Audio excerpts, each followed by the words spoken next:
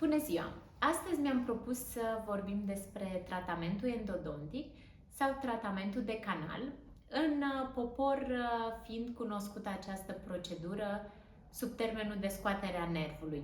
Primesc des întrebarea de la pacienți de ce am nevoie de un tratament de canal și ce este acesta.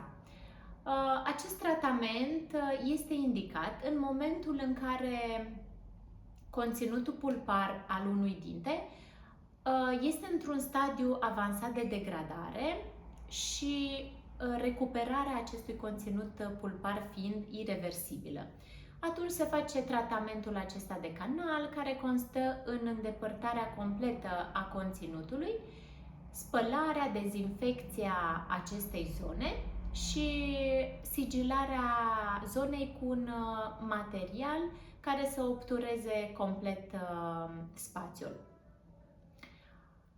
Ca să înțelegem mai exact ce este acest conținut pulpar, trebuie să știm câteva noțiuni despre anatomia dintelui. La exterior, dintele are un țesut dur, smalț, dentină, și la interior un țesut moale, așa numitul conținut pulpar, care este un țesut conjunctiv cu vase sanguine și fibre nervoase responsabile de senzațiile dureroase.